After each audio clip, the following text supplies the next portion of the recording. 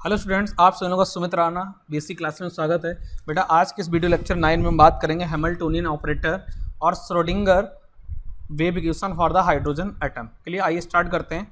तो सबसे पहले यहाँ पर जो सबसे शॉर्ट आंसर जो पूछा जाता है हैमिल्टोनियन ऑपरेटर, तो उस शॉर्ट आंसर पर हम लोग आज बात करेंगे। क्लियर? तो हैमिल्टोनियन ऑपरेटर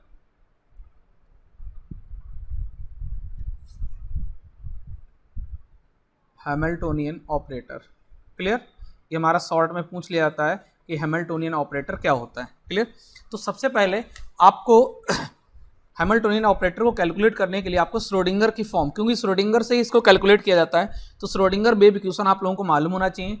तो Schrodinger wave equation del square psi plus 8 pi square M E minus B psi upon H square equal to 0। Clear? ये हमारी श्रोडिंगर वेव इक्वेशन होती है। यहाँ पे जो डेल स्क्वायर होता है बेटा, ये लाप्लासियन ऑपरेटर होता है। यहाँ पर जो डेल स्क्वायर होता है बेटा, ये लाप्लासियन ऑपरेटर होता है। इसका अर्थ होता है del square upon del x square, del square upon del Y square, del square upon del Z square. अगर आप यहीं रख देंगे तो ये फॉर्म क्या बन जाएगी आपकी, del square psi over del x square, del square psi over del Y square, del square psi over del Z square plus 8 pi square M E minus B psi upon H square equal to 0। ये हमारी equation यहाँ पर बन जाएगी। समझ में आ रहा है ना? अब हमें करना क्या है, हमें इस वाली फॉर्म को नहीं लेना, हमें ये लाप्लासियन ये वाली फॉर्म को लेना है। इसमें आपको करना क्या है, इसको मैं दोबारा यहाँ पे लिख रहा हूँ। आपका del square psi plus 8 pi square M E minus B psi upon H square equal to 0। Clear? इसमें करना क्या है, इसमें एक रिएक्शन कांस्टेंट होता है एच क्रॉस। एच क्रॉस की वैल्यू होती है एच अपान 2 पाई के बराबर। Clear? H cross equal to H upon 2 pi. यहाँ पर एच क्रॉस स्क्वायर बराबर हो जाएगा H square upon 4 pi square. Clear? इसको रिवर्स कर देंगे तो 1 अपान एच क्रॉस स्क्वायर बराबर आ जाएगा 4 pi square upon H square. करना क्या है, जो हमारा श्रोडिंगर वेव इक्वेशन है, इस श्रोडिंगर वेव इक्वेशन में हम लोग क्या करेंगे, यहाँ पर एक ऑपरेशन अप्लाई करेंगे H cross equal to H upon 2 pi. इसका स्क्वायर कर देंगे तो एच क्रॉस स्क्वायर बराबर हो जाएगा H square upon 4 pi square, या 1 अपान एच क्रॉस स्क्वायर बराबर 4 pi square upon H square. Clear? अब हमको करना क्या है, ये जो आपका श्रोडिंगर इक्वेशन है, इसको थोड़ा सा हम यहाँ पर इस तरीके से लिखने वाले हैं, डेल स्क्वायर साई प्लस जो आपका 8 है, इसको तोड़ेंगे, इसको कुछ इस तरीके से लिखेंगे, यहाँ पर 4 पाई स्क्वायर 2m ई माइनस बी साई अपान यहाँ पर एच स्क्वायर। क्लियर? ये पूरी लाइन खींच दीजिए इक्वल टू 0।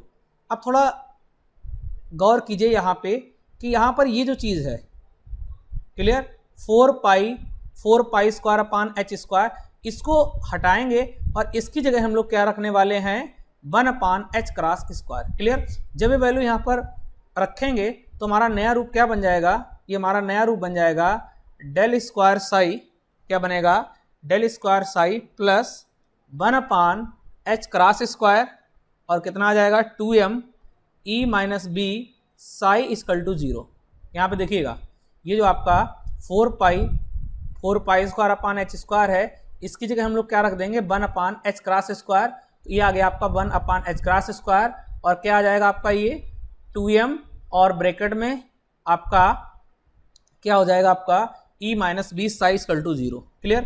अब हम लोग क्या करने वाले हैं, del square psi equal to, इसको उधर भेज दीजिए, पक्षांतर करेंगे, माइनस का 2m ई minus B psi upon H cross square. Clear? ये हो गया ना? हम इसको पक्षांतर कर देंगे, यानी डेल स्क्वायर साई को यहाँ से निकाल लेंगे। अब हम लोग क्या करने वाले हैं, इस एच क्रॉस स्क्वायर उधर भेजिए, तो del square psi h cross square equal to minus का 2m ई माइनस बी साई। क्लियर? अब यहाँ पर क्या करेंगे, del square psi h cross square upon minus का 2m बराबर e minus b into psi, कुछ इस तरीके से आ जाएगा। अब हम लोग क्या करेंगे, यहाँ पर इससे मल्टीप्लाई कर देंगे, तो यहाँ पर आपका del square psi e h cross square upon -2m multiply कर दो तो कितना हो जाएगा आपका e psi minus B psi. क्या हो जाएगा आपका e psi minus B psi. अब हम लोग क्या करेंगे, इस बी साई को इधर लेके आएंगे, इस बी साई को आप इधर लेके आएंगे तो नया क्या मिल जाएगा आपका आगे, यहाँ पर हो जाएगा आपका del square psi h cross square upon 2m। एक बार देख लेते हैं यहाँ पे कितना है, हाँ माइनस को ऊपर भेज देंगे, इस माइनस को ऊपर भेज दीजिए, ये आपका माइनस यहाँ पे आ जाएगा। तो del square psi h cross square upon 2m plus आपका b psi is equal to E psi. देख लीजिए बैक स्लाइड में यहाँ पे देखिए वी साई को ले आए, प्लस का हो गया, बचेगा कितना इधर ई साई बचेगा। अब क्या करेंगे यहाँ पे आपको करना ये है, यहाँ पे आपको करना ये है कि इसमें साई कॉमन ले लो, तो यहाँ पर हो जाएगा माइनस का del square e h cross square upon 2m plus b, ये आपका अलग हो जाएगा और ये साई आप अलग कर लेंगे। क्लियर, बराबर कितना हो जाएगा आपका ई साई हो जाएगा। यहाँ तक उम्मीद है आपके समझ में आया होगा। अब हम लोग यहाँ पर क्या करने वाले, इस चीज़ को थोड़ा सा आप सभी लोग ध्यान से सुनिएगा।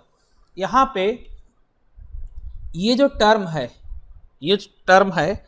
इस टर्म को यहाँ पर हटाएंगे और ये टर्म जो है लिखेंगे हेयर, यहाँ पर एक नया टर्म इंट्रोड्यूस करेंगे जिसको बोलेंगे Hamiltonian operator H cap minus का del square H cross square upon 2m plus B. Clear, ये आपका कहलाता है हैमिल्टोनियन ऑपरेटर। एक मैथमेटिकल टर्म होता है, इसको बोलते हैं हैमिल्टोनियन ऑपरेटर। ये हमारा हैमिल्टोनियन ऑपरेटर कहलाता है। इसको यहाँ रख देंगे तो हमारा जो फाइनल आएगा, देयरफॉर अतः हमारा जो फाइनल यहाँ पे बनेगा रिजल्ट वो आपका आ जाएगा, ये आपका एच कैप हो जाएगा और ये आपका साई बराबर ई साई। आप क्या देख पा रहे हैं कि जो श्रोडिंगर वेव इक्वेशन था, देयरफॉर अतः, इसका अर्थ होता है हिंदी अतः, तो यहाँ पर क्या हो जाएगा H cap psi is equal to E psi. तो ओवरऑल जो आपने श्रोडिंगर वेव इक्वेशन का जो 3 डायमेंशनल फॉर्म पढ़ा था, क्लियर, जो भी आप डेल स्क्वायर के टर्म में हमें आप श्रोडिंगर वेव इक्वेशन को पढ़े थे, del square psi plus 8 pi square M E minus B psi upon H square is equal to 0। ये जो आपने श्रोडिंगर की इक्वेशन पढ़ी थी, इसी को कैलकुलेट करके आप हैमिल्टोनियन के टर्म में कुछ इसको इस तरीके के, तो ये भी एक तरह की श्रोडिंगर वेव इक्वेशन है, उसका इस संक्षिप्त रूप छोटा सा रूप निकल के आता है। तो यहाँ पर ये जो टर्म था पूरा, इस पूरे टर्म को हम लोगों ने यहाँ पर क्या मान लिया, हैमिल्टोनियन ऑपरेटर। क्या मान लिया, हैमिल्टोनियन ऑपरेटर। अब यहाँ पर थोड़ी सी चीज़ें और समझनी है। ये जो हैमिल्टोनियन ऑपरेटर है, इसमें क्या क्या चीज़ें होती हैं, इसमें ये दोनों टर्म, इनको क्या बोला जाता है, इसको थोड़ा सा यहाँ पर डिस्कस जरूर करेंगे। तो दोबारा मैं यहाँ पर फ्रेश हैमिल्टोनियन ऑपरेटर लिख रहा हूँ। यहाँ पे आपका h cap is equal to del square H cross square upon minus का 2m प्लस बी। क्लियर, ये आपका हैमिल्टोनियन ऑपरेटर है। क्या बेटा, हैमिल्टोनियन ऑपरेटर। तो यहाँ पर लिखेंगे कि द हैमिल्टोनियन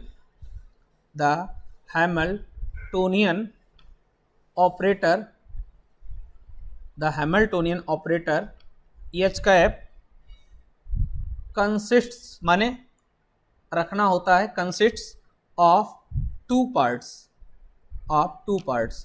क्या कह रहा है कि जो हैमिल्टोनियन ऑपरेटर है एच कैप कंसिस्ट्स रखता है आप टू पार्ट, यानी हैमिल्टोनियन ऑपरेटर में 2 पार्ट होते हैं, 2 हिस्से होते हैं। इसमें पहला जो पार्ट होता है इसको बोलते हैं काइनेटिक एनर्जी पार्ट। क्या बोलते हैं बेटा, काइनेटिक एनर्जी पार्ट। ये हमारा काइनेटिक एनर्जी पार्ट कहलाता है। और ये पार्ट ध्यान रखिएगा बेटा, ये होता है माइनस का एच क्रॉस स्क्वायर, चलो लिख लो आगे पीछे, या इसको अगर लिखना चाहो तो यहाँ पे 1 मिनट। इसमें 2 पार्ट हैं आपका, एक आपका काइनेटिक पार्ट है, कौन सा, आपका del square H cross square upon minus का 2m, ये हमारा कहलाता है काइनेटिक एनर्जी पार्ट कहलाता है। और दूसरा पार्ट होता है बेटा, इसको बोलते हैं इलेक्ट्रोस्टैटिक्स पोटेंशियल। क्या बोलते हैं बेटा, इलेक्ट्रोस्टैटिक्स इलेक्ट्रोस्टैटिक्स पोटेंशियल, जो भी नेक्स्ट टॉपिक में आने वाला है, इलेक्ट्रोस्टैटिक्स पोटेंशियल हिंदी में कहते हैं स्थितिज ऊर्जा, और ये आपकी वैल्यू है बी। तो ओवरऑल ये आपका टर्म जो हैमिल्टोनियन ऑपरेटर था ये यहाँ पर कंप्लीट होता है। तो अगर आपसे कोई पूछे कि हैमिल्टोनियन ऑपरेटर में कितने पार्ट्स इंक्लूड होते हैं, कितने पार्ट्स इसमें शामिल होते हैं, तो दो पार्ट्स होते हैं, एक काइनेटिक एनर्जी पार्ट्स और एक आपका इलेक्ट्रोस्टैटिक्स पोटेंशियल। अभी हम बात करेंगे इलेक्ट्रोस्टैटिक्स पोटेंशियल पर।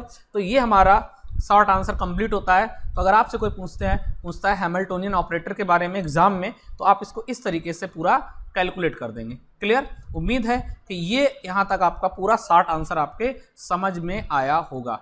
अब बात करते हैं अपना जो नेक्स्ट छोटा सा शॉर्ट आंसर है उस पर हम बात करेंगे। यहाँ पे अगला जो शॉर्ट आंसर है पूछ लिया जाता है कि श्रोडिंगर इक्वेशन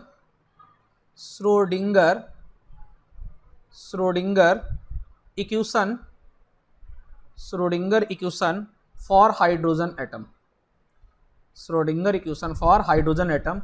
हाइड्रोजन एटम के लिए हम लोग श्रोडिंगर इक्वेशन को कैलकुलेट करेंगे। कैसे कैलकुलेट की जाती है हाइड्रोजन एटम के लिए, तो उसको जरा समझते हैं। क्लियर?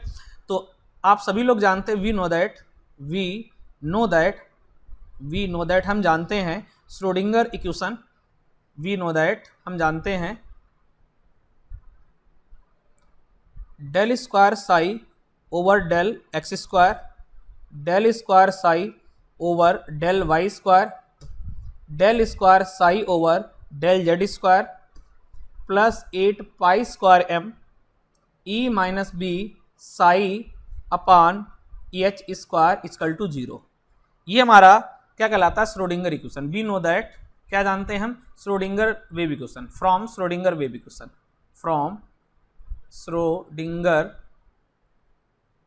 इक्वेशन। ये हमारी क्या है बेटा? Schrodinger wave equation. अब देखिए यहाँ पे करना क्या है, यहाँ पे हमें Schrodinger wave equation hydrogen atom के लिए कैलकुलेट करनी है। किसके लिए बेटा कैलकुलेट करनी है? हाइड्रोजन एटम के लिए। आप सभी लोग जानते हैं कि ये हाइड्रोजन का न्यूक्लियस हो गया और हाइड्रोजन के पास एक ही इलेक्ट्रॉन होता है। ये न्यूक्लियस और इलेक्ट्रॉन के बीच का ये डिस्टेंस हम लोग कितना मान के चलना है? आर। क्लियर? न्यूक्लियस पर सबको मालूम है कि आवेश कितना होता है बेटा? ZE, और इलेक्ट्रॉन पर आवेश तो मालूम ही E है।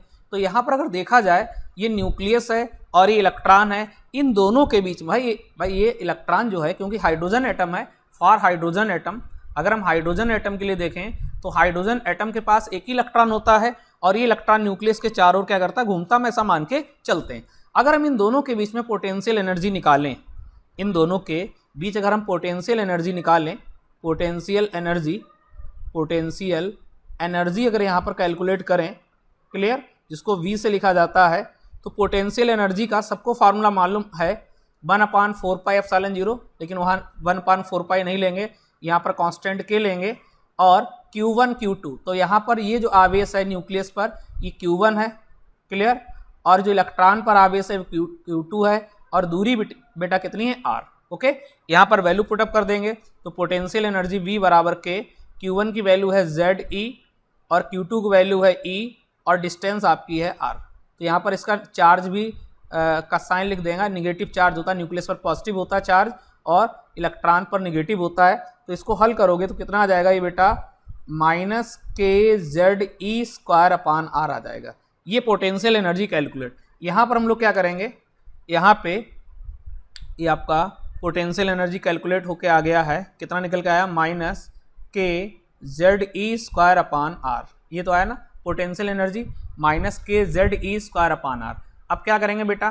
फॉर हाइड्रोजन एटम लिखेंगे, फॉर हाइड्रोजन एटम के लिए परमाणु क्रमांक एक होता है और जो कांस्टेंट इसको बेटा हम लोग छोड़ देंगे। तो यहाँ पर पोटेंशियल एनर्जी आ जाएगी -KE² R। ये पोटेंशियल एनर्जी आपकी निकल के आ गई, किसके लिए? हाइड्रोजन एटम के लिए। अब हम लोग क्या करेंगे, जो श्रोडिंगर का फॉर्म था, क्या था Schrodinger? Clear, from Schrodinger equation, from Schrodinger equation, इसको इरेज कर, फ्रॉम श्रोडिंगर इक्वेशन, यहाँ लिखेंगे फ्रॉम श्रोडिंगर इक्वेशन।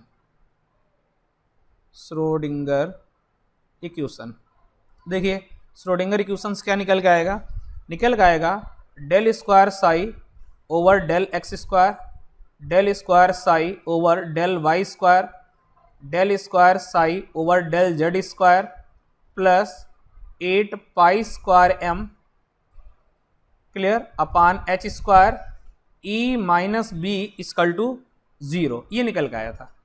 यहाँ पे बेटा साई भी लगा है, यहाँ पे ध्यान रखना, यहाँ पे साई है तो यहाँ पर del square psi over del x square, del square psi over del Y square, del square psi over del Z square plus 8 pi square M upon H square E minus B. यहाँ पर B potential energy जिसकी value minus E square upon है, तो minus minus plus हो जाएगा ई square upon R और Sai equal to 0। तो ये जो इक्वेशन आपको सामने दिख रही है ये आपकी इक्वेशन है फॉर हाइड्रोजन एटम। तो कभी अगर ऐसा एग्जाम में शॉर्ट में पूछ लिया जाए कि calculate Schrodinger wave equation for the hydrogen atom, तो आपको इस तरीके से आपको वहां पर प्रूफ करनी है, कैलकुलेट करनी है। उम्मीद है कि ये दोनों शॉर्ट आपके बहुत अच्छे समझ में आए होंगे। क्लियर। अब मिलते हैं अपने